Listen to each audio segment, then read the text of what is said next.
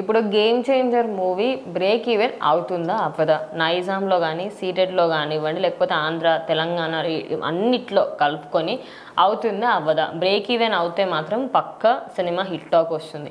Break even అవ్వకపోతే మాత్రం చాలా మట్టుకి డిస్ట్రిబ్యూటర్స్కి లాస్ వస్తుంది అంటున్నారు. సో ఎంత చేస్తే బ్రేక్ ఈవెన్ అవుతుంది? సో ఖచ్చితంగా సినిమా గేమ్ చేంజర్ అనేది మనం చూసుకుంటే దేవరా సినిమా వచ్చింది రీసెంట్గా.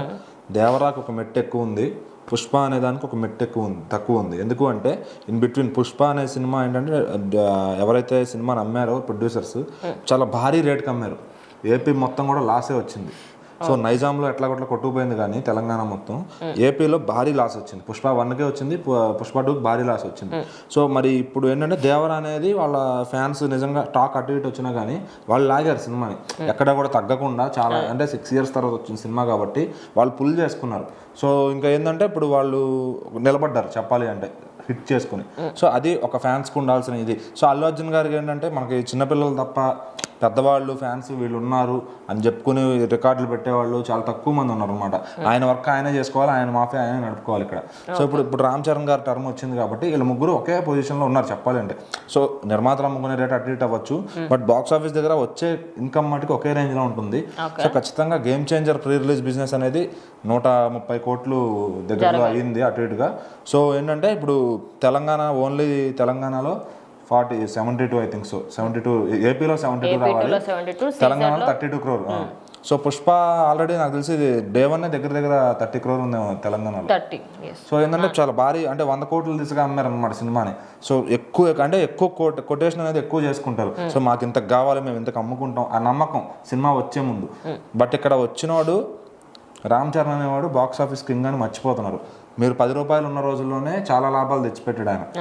మీరు 50 రూపాయల టికెట్ ఉన్న రోజుల్లో చాలా లాభాలు తెచ్చిపెట్టాడు. రంగస్థలంతో చాలా లాభాలు తెచ్చిపెట్టాడు, RRRతో చాలా లాభాలు తెచ్చిపెట్టాడు. సో ఖచ్చితంగా బాక్స్ ఆఫీస్ కింగ్ వస్తున్నాడు అంటే ఎవరన్నా డోర్లు తెరవాల్సింది. ఆయన ఫ్లాప్ సినిమాకి కూడా 63 కోట్లు కలెక్షన్. ఎందుకంటే ఈరోజు నాని గారి సినిమా సూపర్ హిట్ అయిన శనివారం సరిపోదు శనివారం కూడా 50 కోట్లు షేర్ రావడానికి నానా ఇది అవుతుందన్నమాట. సో దసరా లాంటి సినిమాలు కూడా 70 కోట్ల షేర్ అందుకోవడానికి వణుకుతున్నాయి. అంటే సూపర్ హిట్ టాక్ వచ్చి జనం అంత చూసినా కూడా. బట్ రామ్ చరణ్ గారి మ్యాజిక్ ఏంటంటే ఫ్లాప్ టాక్తో 63 కోట్ల షేర్ అంటే అది నిజంగా అల్ట్రా. అది ఇంకా ముందు నుంచి అది ఉంది.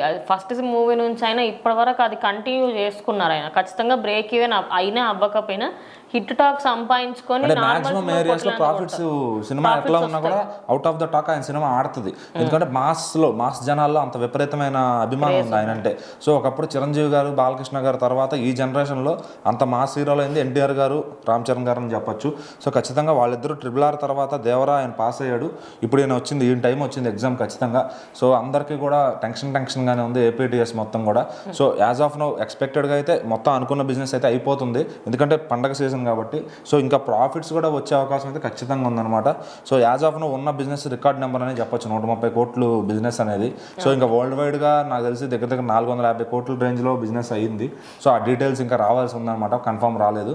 So as of now APTS మాత్రం మళ్ళీ రామ్ చరణ్ గారు రూల్ అనేది తిరిగి స్టార్ట్ అవబోతుంది. సో ఈ గేమ్ చేంజర్ పెట్టే రికార్డులు నెక్స్ట్ ఎవరు కొడతారనేది మనం చూద్దాం.